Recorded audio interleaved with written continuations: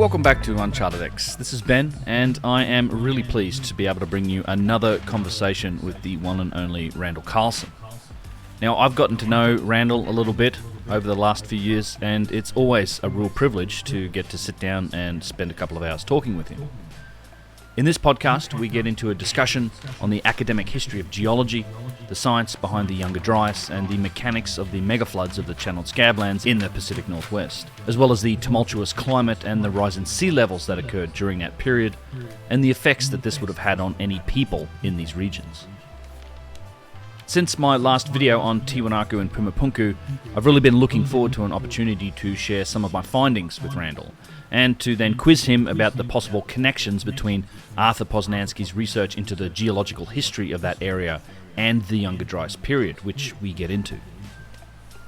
Then Randall takes us through an utterly fascinating discussion into the prevalence of precessional numerology throughout history, and how it all connects between astronomical cycles, the measures of both time and space, and the possibility of a common source that has driven this data down through time, cultures, religions, and legends. I did my best to keep up with him during this, and there was definitely some mind-blown moments in there for me.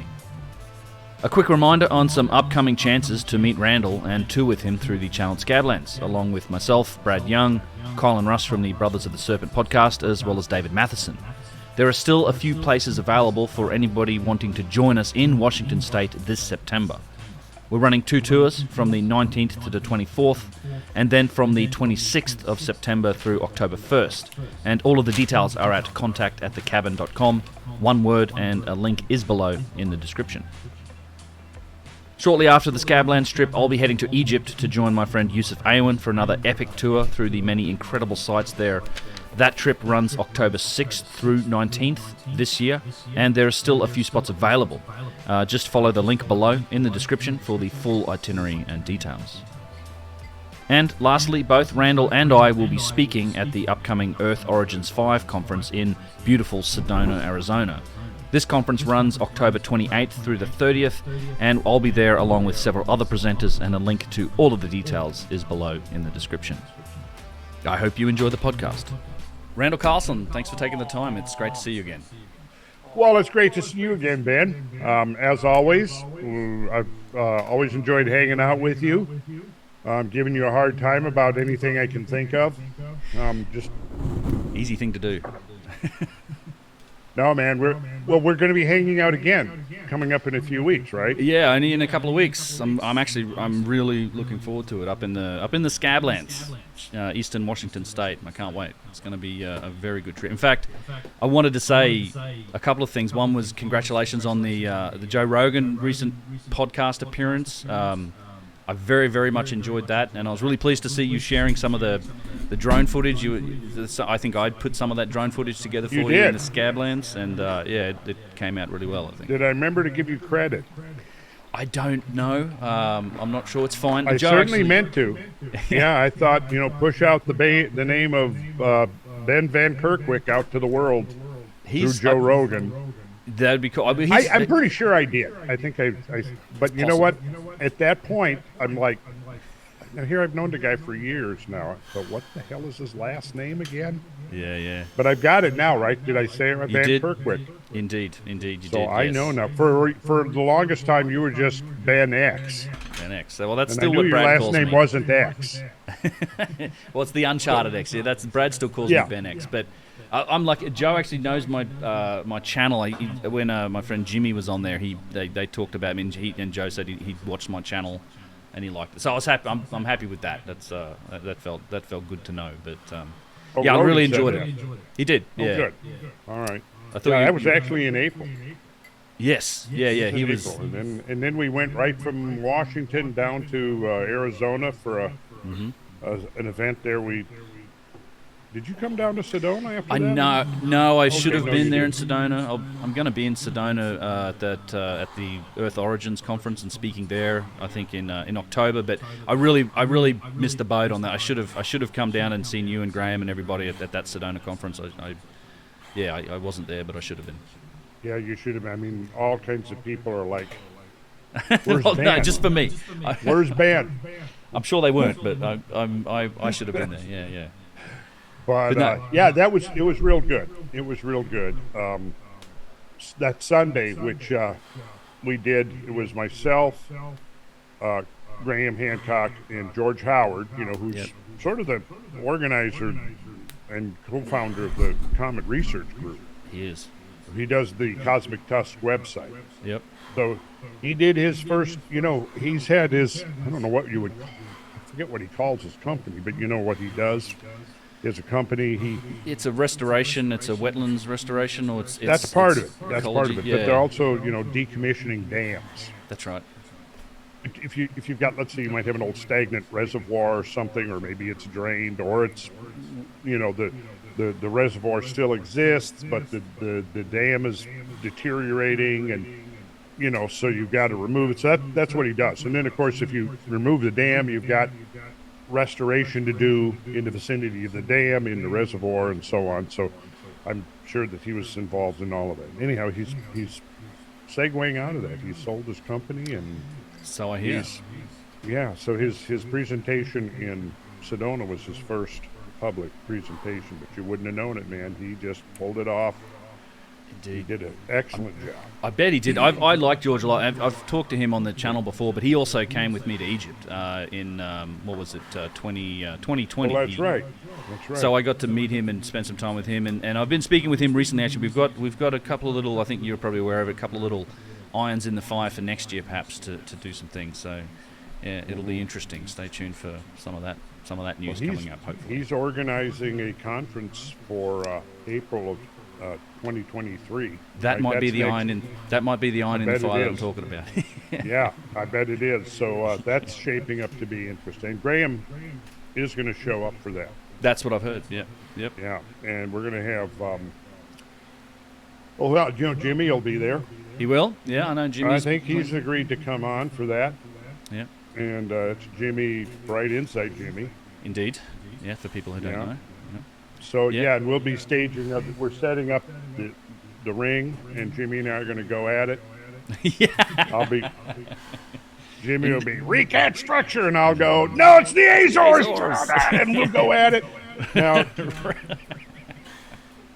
he's got an advantage though. He's got the advantage of youth. I'm starting to get a little, little weariness in the bones there. So I'm not quite the fighting force that I was once. Well, as my dad would tell me, old age and treachery usually triumphs over youth and enthusiasm. So we'll see. Well, see, yes, I didn't know the exact saying, but that was the sentiment that I was definitely having.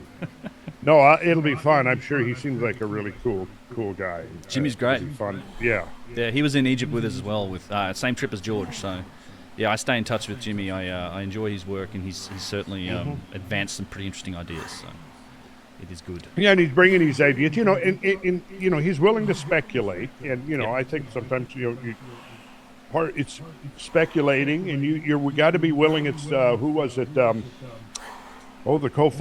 founder of geomythology, Davis, William Davis, who wrote a scientific paper because he noticed that some of his colleagues were getting too conventional and too unwilling to consider things outside of a narrow range of possibilities, and so he wrote a famous paper. I've read it and have a copy of it in my files there, entitled.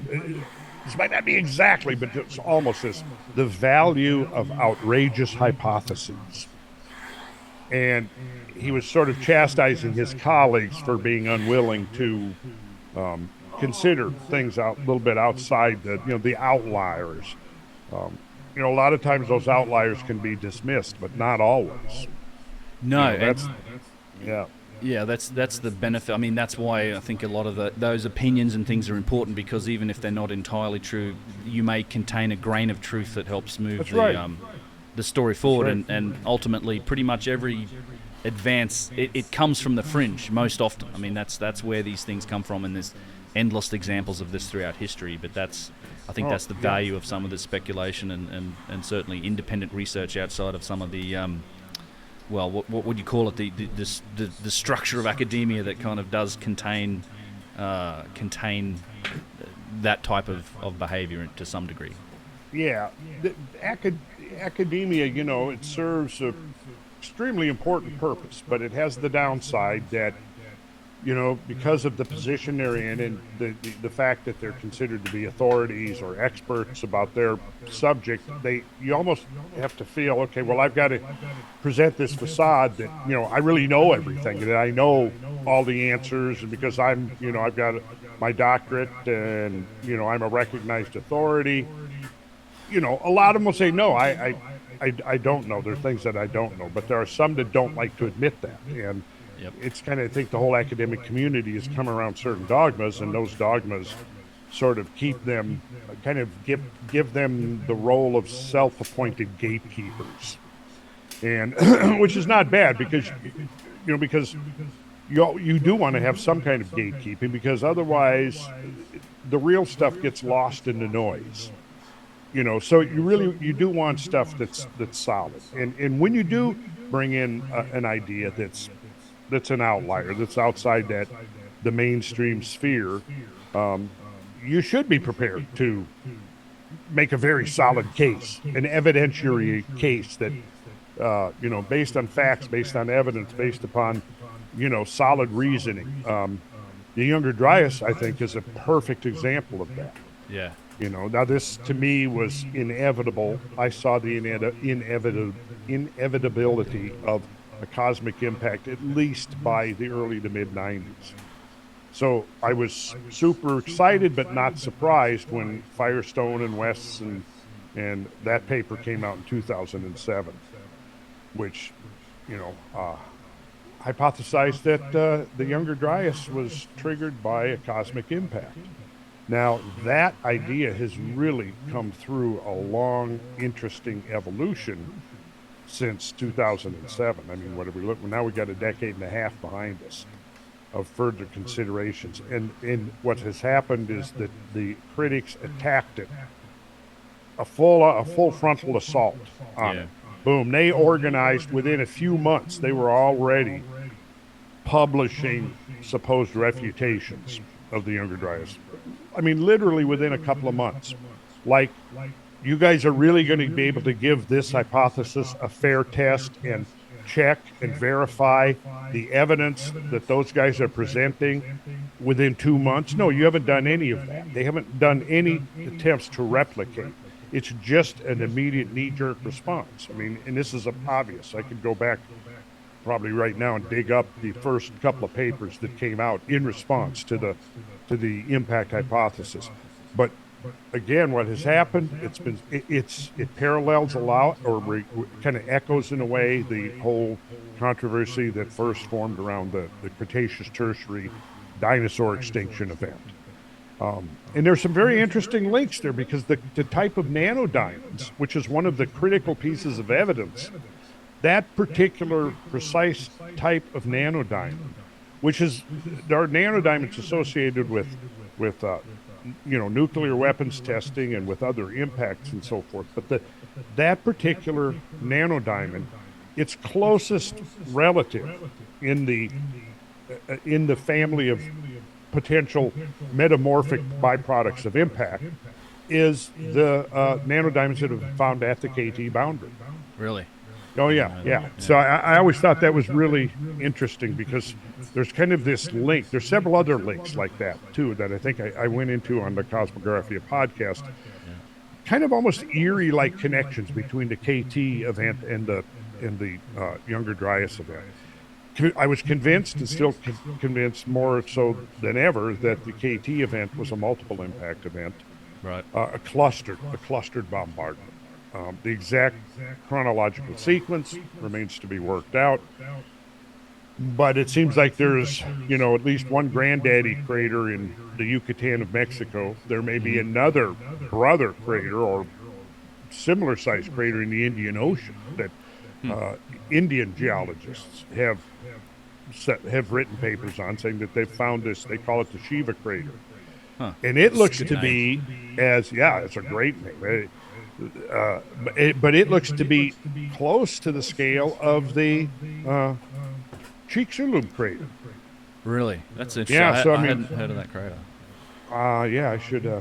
I could certainly. I might. Well, it might take a minute to dig it up, but I have the research. But it's It's a crater. In fact, you could probably, I bet you somebody's got it right online if you put in Shiva Shiva crater. crater. Yeah, well, it's followed an interesting path, hasn't it? I've been following with interest as well the whole Younger Dryas debate, and like you, I saw some of the early papers in response to it. I think one was called a requiem for the Younger Dryas, Yeah. which is kind of a ridiculous name for a supposed peer review paper. And then, as far as I could tell, they've all been sort of responded to again by the Comet Research Group, and sort of conclusively kind of shown that you guys, as you said, aren't really replicating or testing. You're kind of attacking it, and it's unfortunate.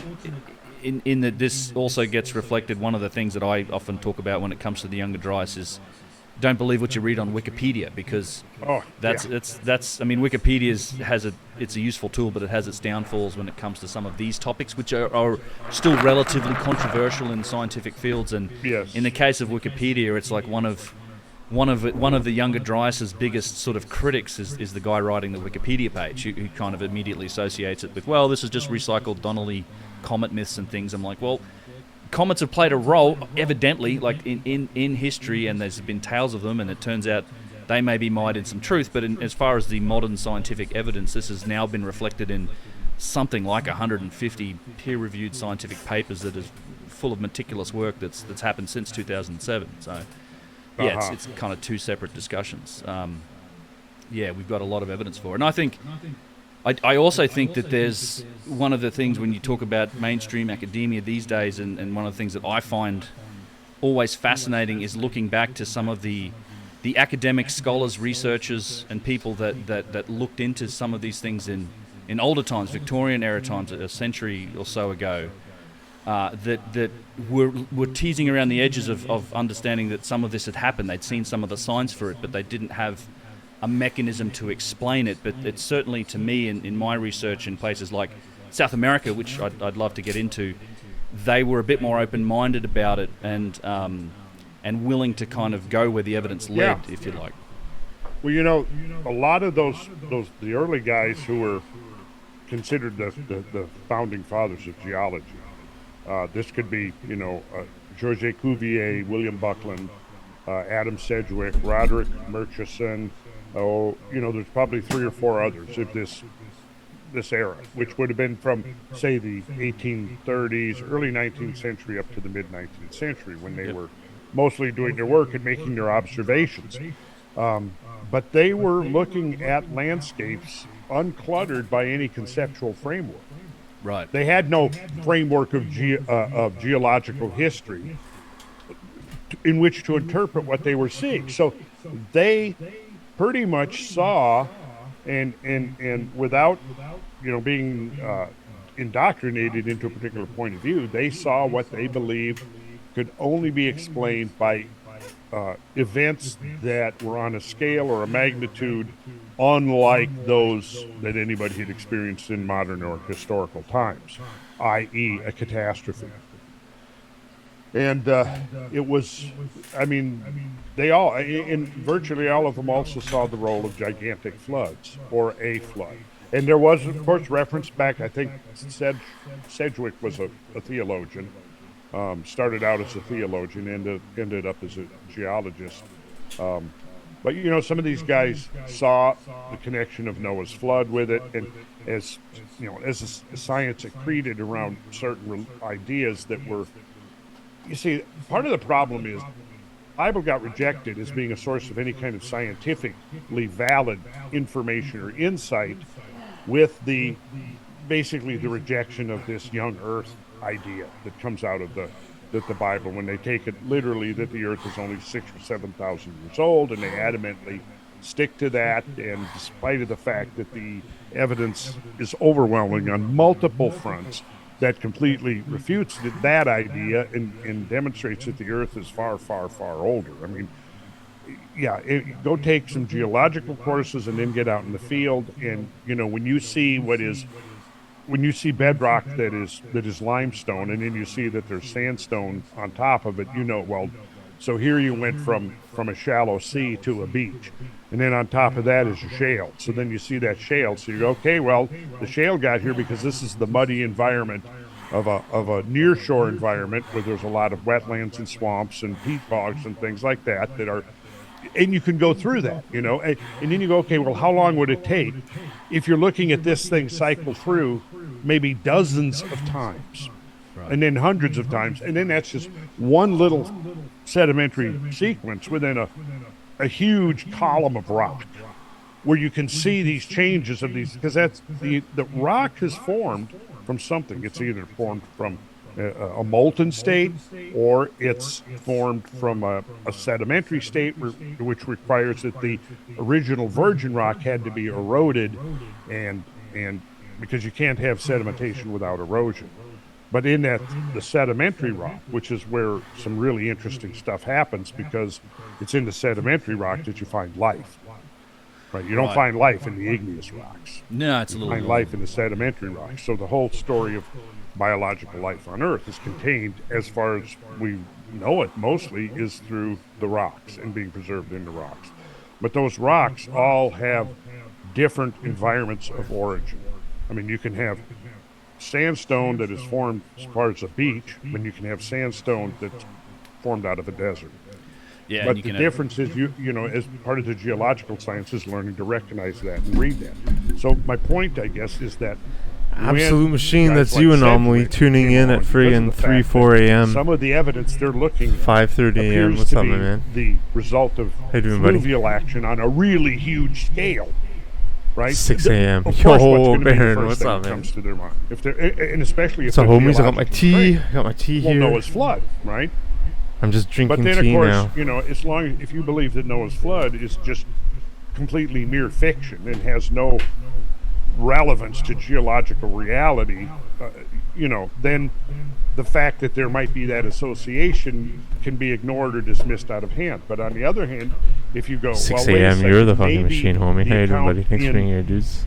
Genesis, although yes, it's set in a moral framework, that there's a whole issue of, you know, misbehavior and punishment for that misbehavior. And sure, I mean, why would not the survivors of a catastrophic event that wiped out their world, mostly the world of their ancestors, not at some point think of it as some kind of divine retribution, right?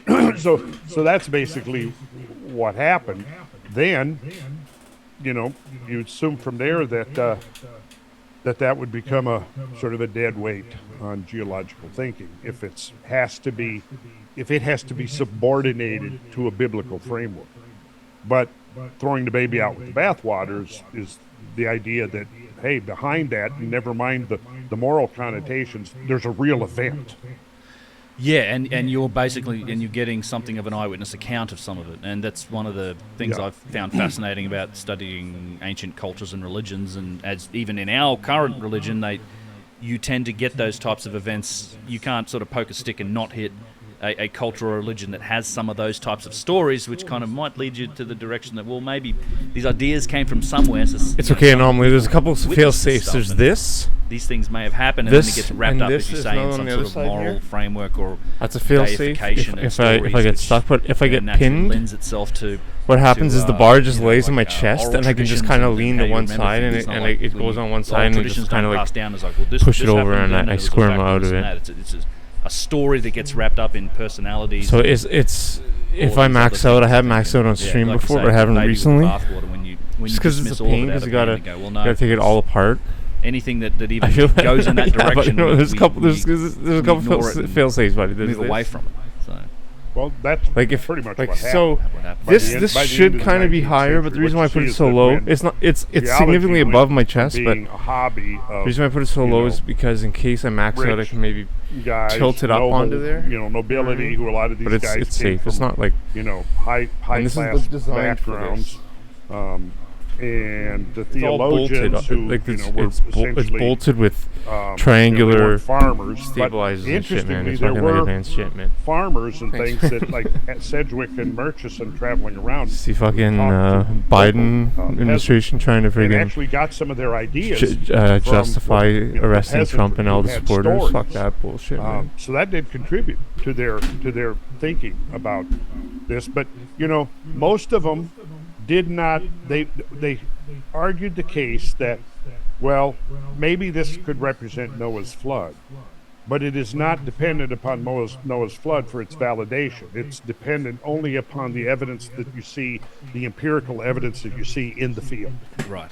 And that's really where most of them were coming from. Now, that's not to say that somebody like Sedgwick, who was a theologian, wasn't making Thanks for that being here, man. correlation. But he presented his arguments in his interpretation in that context, that the evidence speaks for itself. And that's kind of what, was echoed in Brett's by the time you get, 3/4 of a century later, because he's saying, I don't know what the origin of the floods was, but the evidence taken in total is unambiguous. The evidence speaks for itself. There were these gigantic floods. And he speculated. He didn't get it. Then the idea came along that, it was a giant proglacial lake, just a gigantic version of what we have seen in the last couple of centuries. And it's interesting, Ben, when you think about this, you see, the Industrial Revolution really began on the heels of the Little Ice Age. The Little Ice Age is coming to an end. We're getting into the Industrial Revolution. This is now between the 1700s and the mid-19th century. When you look at what's going on historically at that time, the advancement of science, basically the founding of America occurs during a very, very cold period in the Little Ice Age. Everybody has heard the stories of George Washington and his men at Valley Forge. And that is a significator. That is right there, fits in with the whole, within that context of the Little Ice Age. But the thing that occurred during the Little Ice Age is that from that period of about 1300 up to the mid-19th century, glaciers were expanding enormously from what they had been throughout most of the Middle Ages. They were expanding enormously. So this gave people the opportunity directly the effects of when glaciers were growing. So by the 19th century, the glaciers worldwide were in most cases larger than they had been in 10,000 years. Right.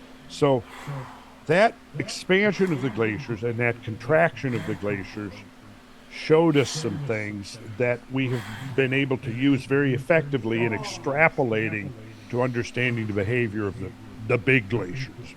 Right.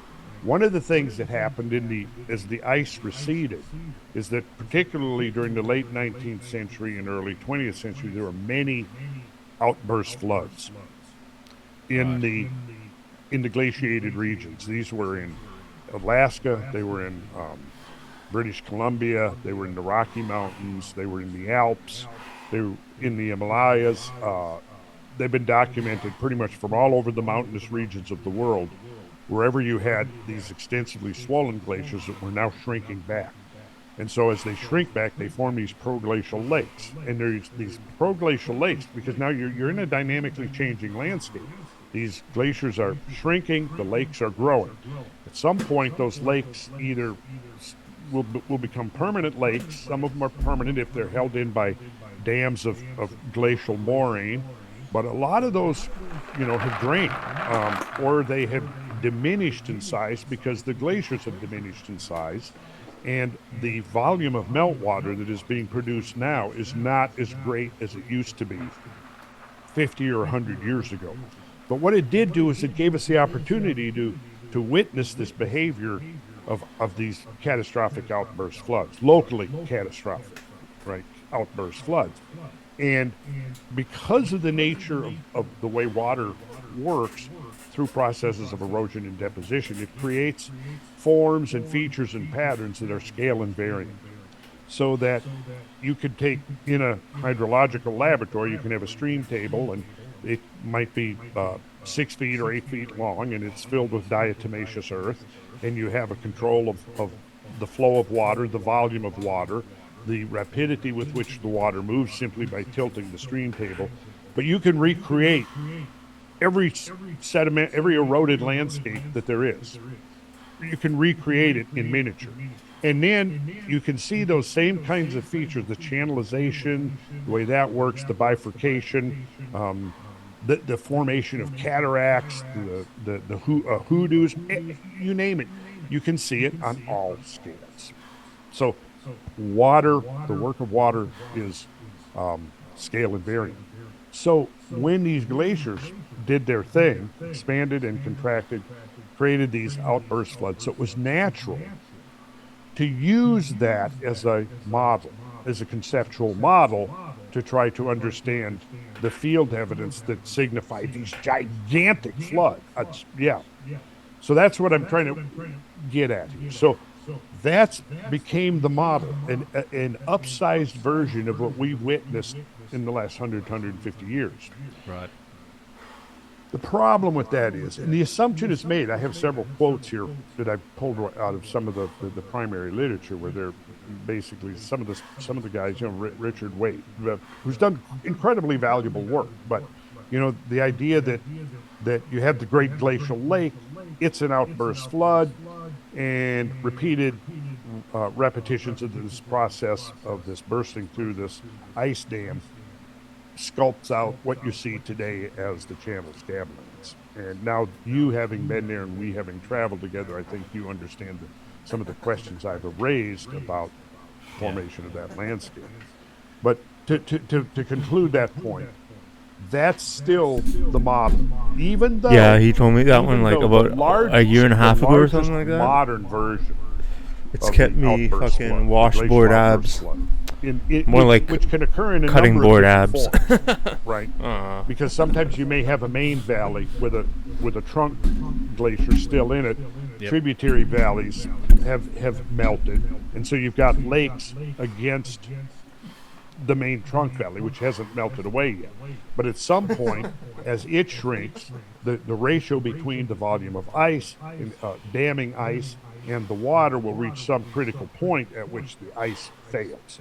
Then rapidly you'll have drainage of these glacial lakes. Now this version of it would be the closest to what we're talking about, the great terminal ice age. At the beginning of the workout, I feel it working my abs, but at the end, I feel it just stressing my back. The problem, because the largest known that we've got, that we've seen and witnessed, and whose peak discharge we've been able to measure, whose total volume we've been able to measure, they're not even 1,000th the volume of these other floods that were the ancient floods. Right. Not even 1,000th. Yeah, so, and they fail at that. They're already failing at that volume of water, right? That's what. Well, yeah. I mean, how can you just extrapolate up by something we've seen ourselves? Yeah. But is it reasonable to just extrapolate up by 3 orders, even 4 orders of magnitude, in order to, and then use that as a framework, a rigid framework, to use that as a dogma, because that's the dogma. Right. But in order to make it work, that process, because what has happened and what we've seen is that, there will be seasonal melting, right? Now this is going to be in a cold to temperate climate, and if you've got mountain glaciers, same thing, but there's seasonal melting. So in spring and summer, the glaciers melt, they shrink back, and there's that's usually when they flood.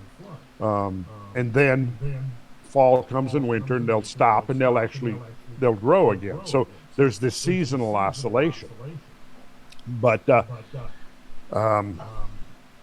where was I going with that? Oh, well, that reforming the ice dam, probably. Reforming the ice dam. That's it. So that's what they've done, is they've assumed that this process has been repetitive, and this has occurred as many as 90 times.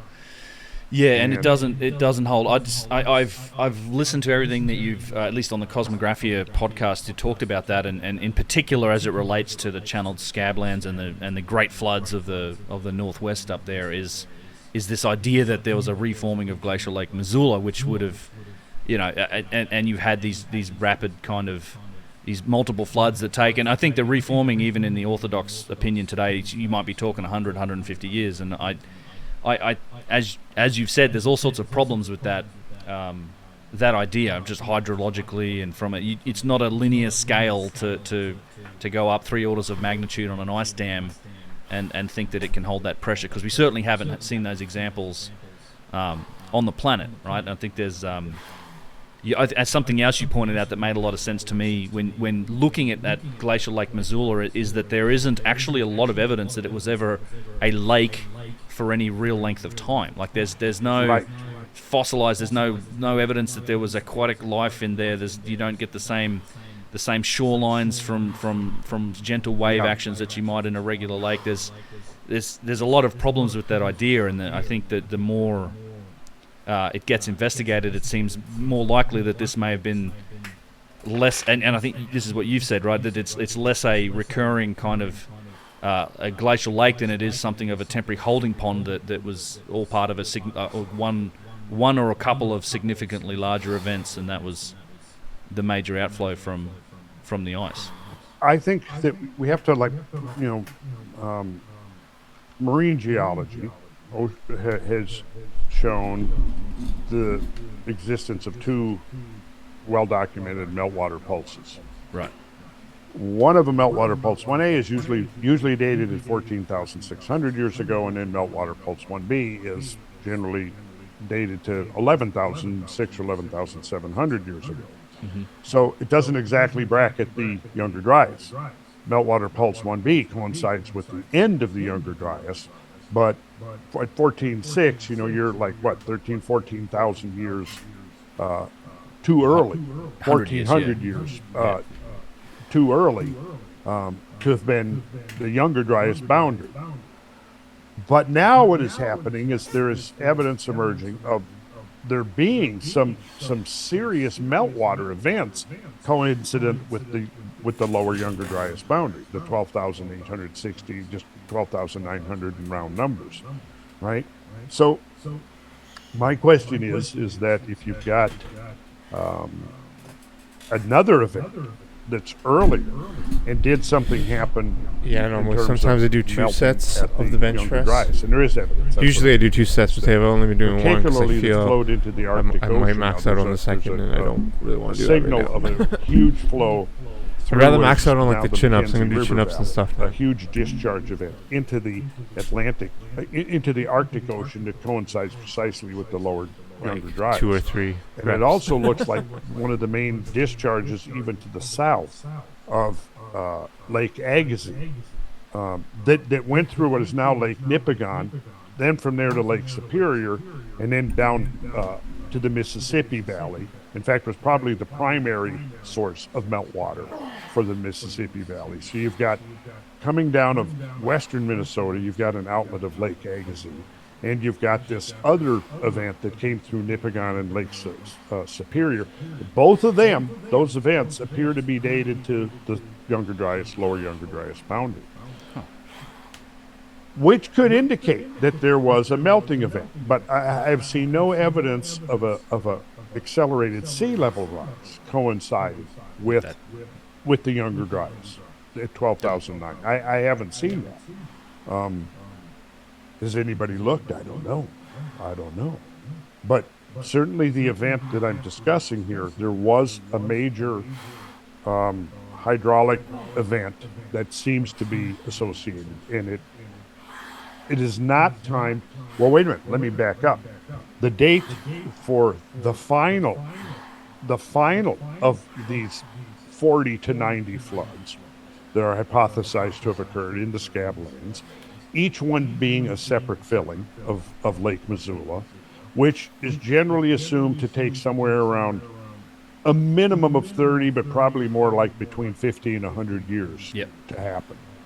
So if you've got 90, you do the math. So if I go, let's take the mean of that of 75 years times 90, then that's 6,000 years. But I don't think that the spread of dates is not anywhere near that. The spread of dates seems to suggest this side of 15,000 years ago, which could then, in my mind, associate it with meltwater pulse 1A. But there's more work that needs to be done. Is Yeah. it? Maybe it could be, but is there a correlation with any sea level rise events with the younger dryas? That would be the question I would like to see explored further. Any rapidly accelerated, which I would now guess, if somebody takes a close look, there would be a signal, because the landward evidence suggests, there was catastrophic floods into the Arctic Ocean. Which, So yeah, would maybe have had it'd be an worth effect. looking at that. And if there's massive floods, then one of the things is it's going to create, submarine sedimentations. There's going to be, if one, the more forceful the flood that flows in, the thicker the sedimentary layer is. And, you can evaluate that. That story is writ large right there, but I don't know if anybody's looked at it. Yeah, that's one of the big takeaways I've learned from traveling with you through this and looking at the geography of the Scablands, and then also looking at that about 300 to 400 feet of offshore continental kind of land.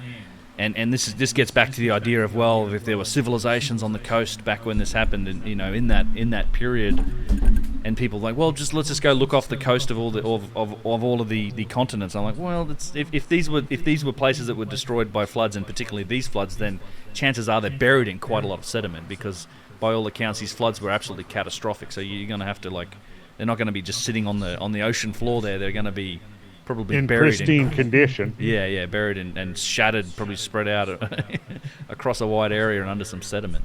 And consider this too. I mean, when you've got a 400-foot rise in sea level that has to be accomplished from the start of this deglacial process to its end, which essentially at the point at which sea levels are more or less what they are now, as compared to 400 feet lower, right? Well, you drop them 400 feet and coastline shifts seawards by a very substantial amount.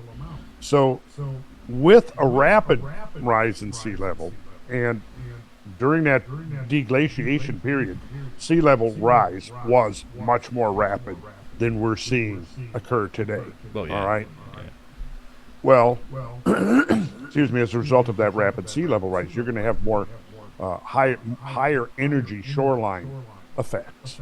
Yes. That water rising, you're going to have a very vigorous surf. You're going to have a very vigorous intertidal zone with that water rising up, right, as fast as it is over a period of a few thousand years. Well, what that means is that, you're going to have, even now, we can look and go, something. We see modern infrastructure being destroyed by the power of the ocean surf.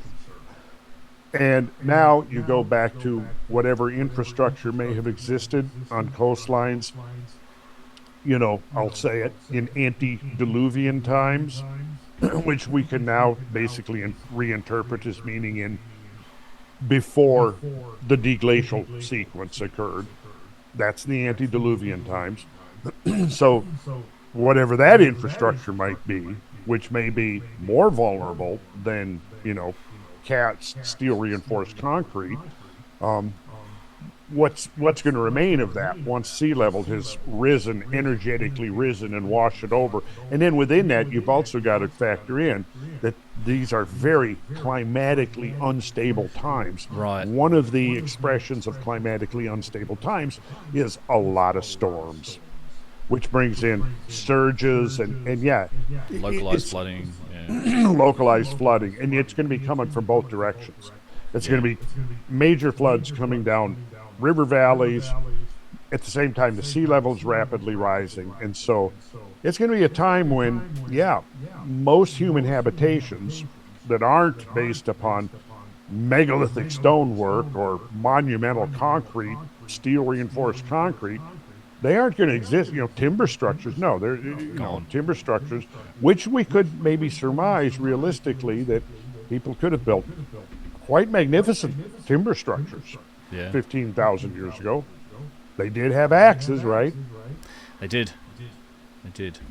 Yeah, so it's an interesting topic, and I'll use it to kind of change gears on you a little bit, because one of the things that I've been wanting to talk to you about is is the fallout, and what I think what may have happened in South America in particular, because recently I did a video looking at Arthur Poznański's work at Tiwanaku and his dating of that site in particular. And one of the dating site is really interesting because it's kind of a astronomical dating based on the changes of the obliquity of the ecliptic and the alignment of structures. But one of the things that he does get into and shows quite a bit of evidence for is the geological history and the periods of occupation, of human occupation, that they found in that region around Lake Titicaca in the high Andes. So today this is at like 13,500 feet thereabouts, 12,500 to 13,500 feet of that whole region, which is where the ruins of Tiwanaku are today. And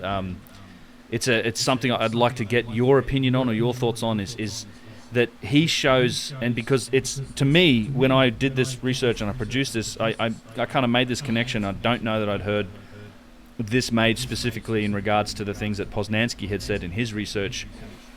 What it sounds like to me is he's describing some of the climatic conditions and the potential fallout from the Younger Dryas, because I think as we were talking before we started recording, the effects, the climatic aggression and all of these, the fallout associated with that whole Younger Dryas period also affected South America to as much a degree as North America's. Absolutely devastating for other parts of the world, and in particular South America. We're looking at a scientific paper where they were, 83% right of genera in South America. Right. So well over 3/4 of megafauna.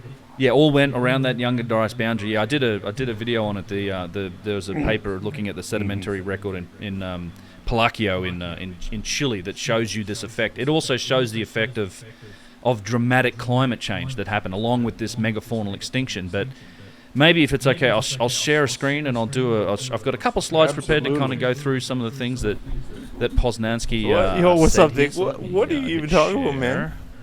Is this something they're talking about in the thing? Sorry, man, I missed it. Here we go. You let me know if you can see this. Got it. And I will go full screen. So the Gate of the Sun. Yes. This is the Sun Gate. This is obviously one of the more famous elements that is still standing has been re-erected at Tiwanaku, and I'm going to skip through some of this to get to kind of the a lot of it's what Poznański himself said about his findings here. So in his work he classifies essentially 3 phases of occupation. That was really distracting. I was trying not to laugh while doing my leg raise, there's a geological history attached to this that I'd like to get into. So, but in general, the phases are, phase 1 was around the lake, around Lake Titicaca. But today, these remnants, these stone buildings, this pre-Titicaca, they're actually under the water now. So when these buildings, and it's typically red sandstones, characterized by red sandstone constructions, it's semi-subterranean. We find this under the water at Titicaca today. So the lake level was much lower, and he describes after this first period what he would call a brief glacial epoch, or a brief glaciation in the Andes, and he surmises that this is likely what ended the first phase of occupation, and then phase 2 is characterized by the more typical andesite works that you see at Tiwanaku, Pumapunku, also red sandstone work, and this is the iconic Tiwanaku architecture, the structures that we know are there today, the Kaliasasaya and the Akapana pyramid, the step pyramid that's there. And he thinks that this, and he has some evidence for it, that this civilization, this phase of existence there arose as the climatic conditions improved, the ice from this glaciation period melted, and the Altiplano flooded. And what's really interesting about I needed just phase a few 2 inches, and phase right? 3, they kind of flow into each For it other. to be Phase 3 is perfect. mostly differentiated by And that was like perfect. some of the stonework, but it's thought to be one sort of I got a continuous second mic. period.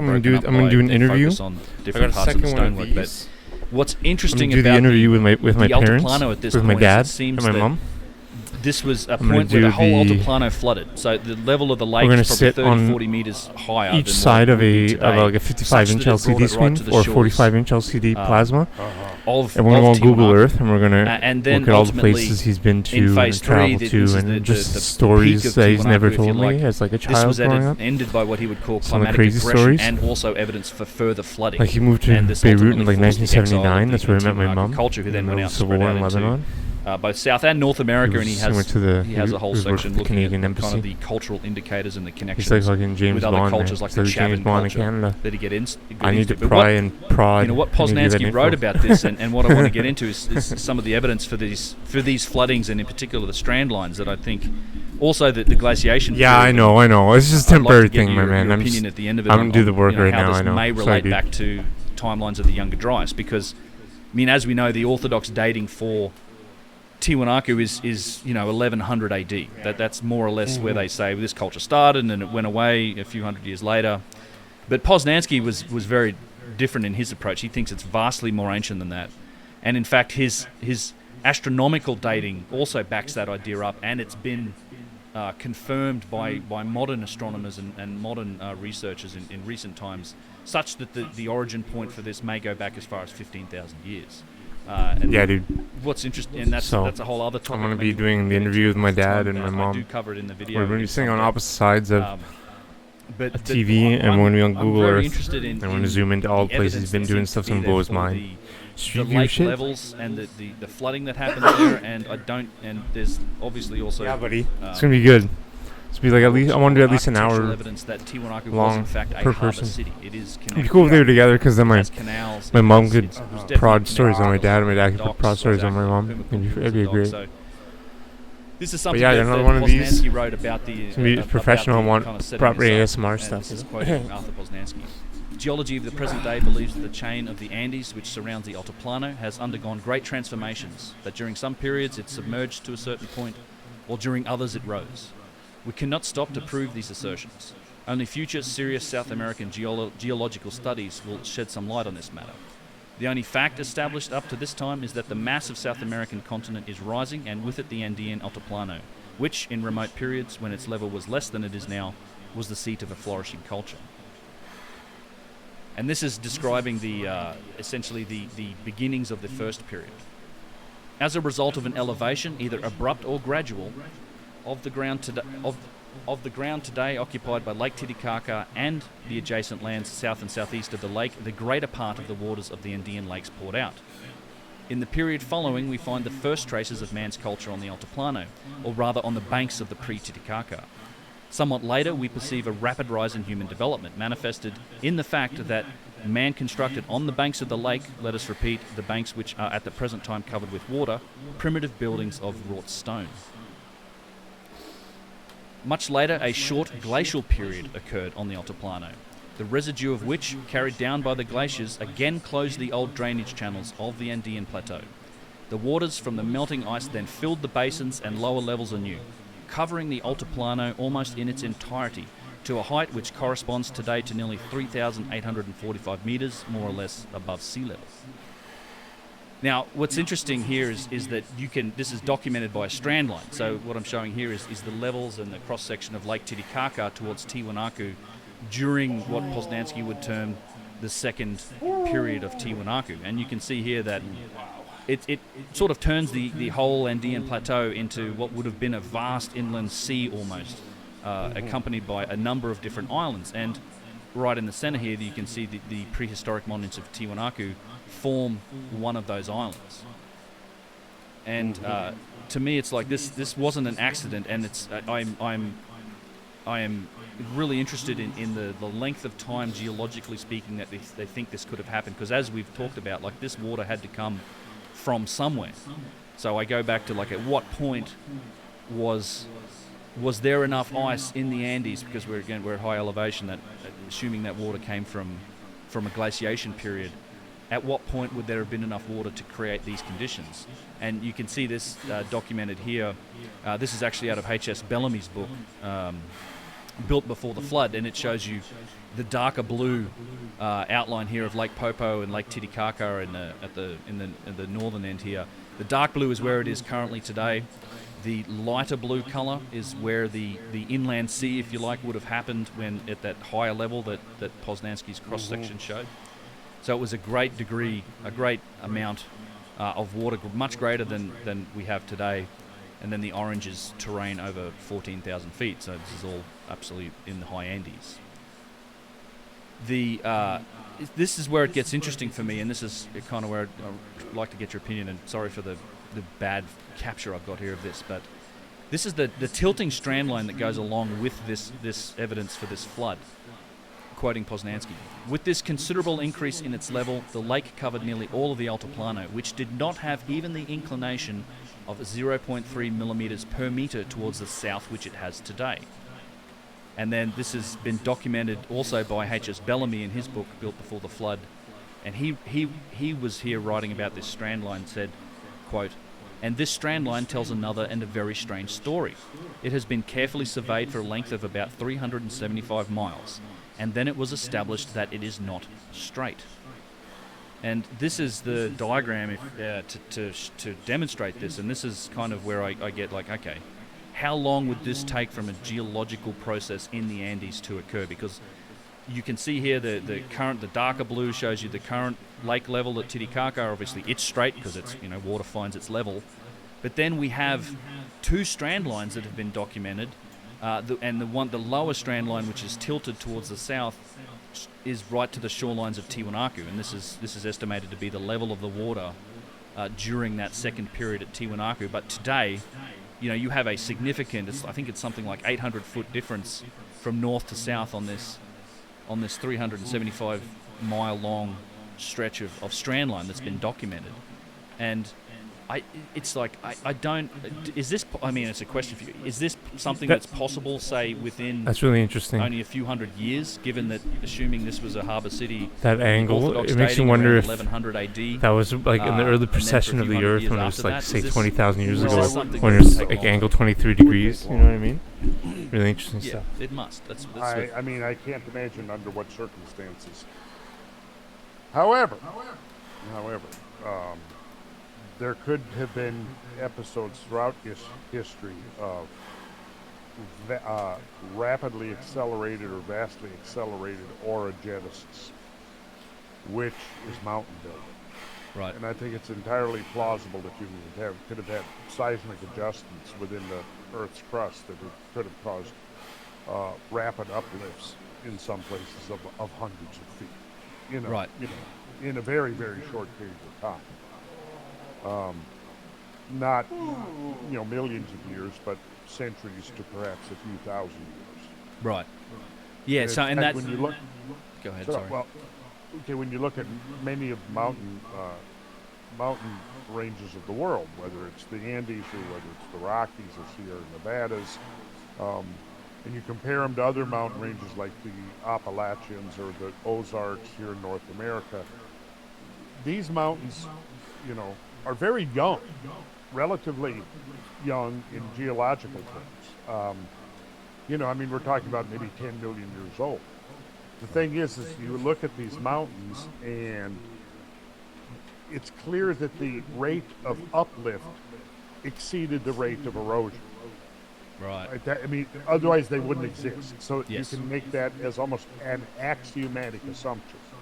The rate of uplift exceeded the rate of erosion, because essentially the rates of erosion have been well studied, well documented through a number of ways, both through looking at the evidence of actual recession of different types of rock, whether it's limestone or sandstone or other types of rock, but then also the processes by which rock can be destroyed in general.